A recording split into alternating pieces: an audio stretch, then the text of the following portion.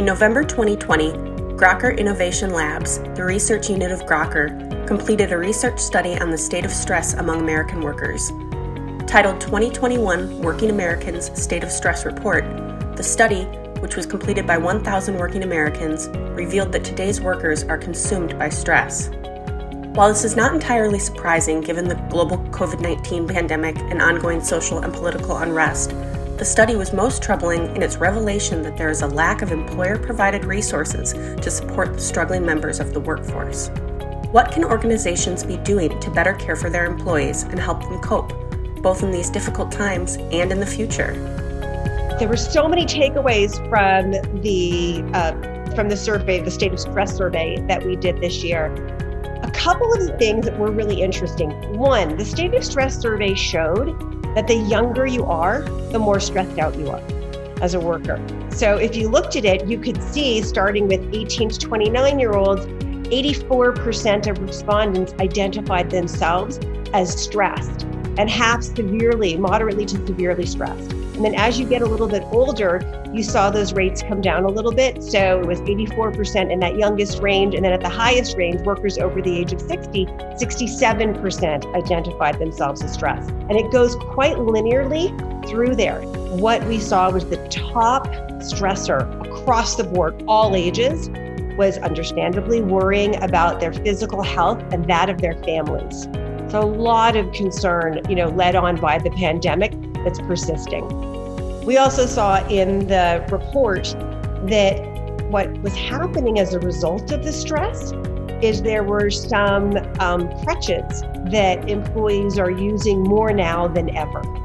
So you saw almost 50% respondents saying that they have had an increase in their eating routinely of unhealthy foods. We had about 40% who reported that they were more sedentary, less physical activity being done.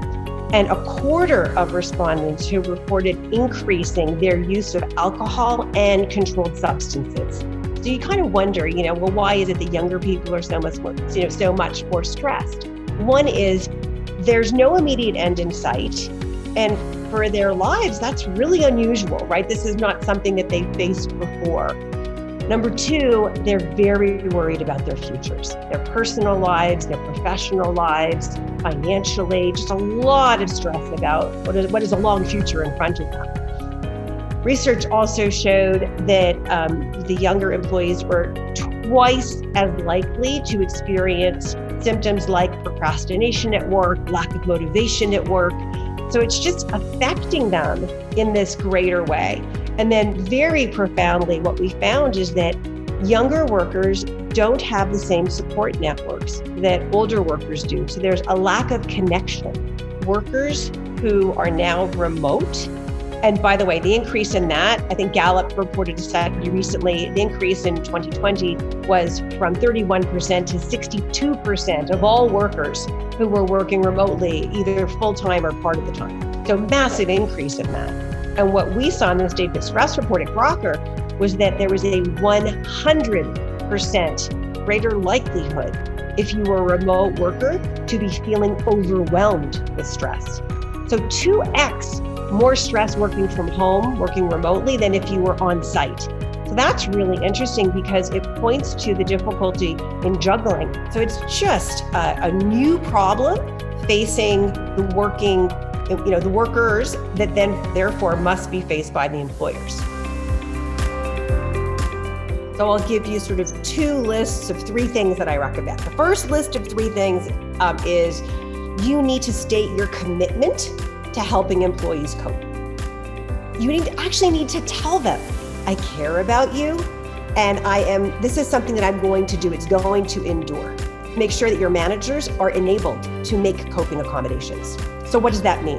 I'm going to respect family dinner. I'm probably not going to require people to be doing a lot of unnecessary social activities during what would be a normal family time. So you need to make coping accommodations, and then also the flexibility that they need.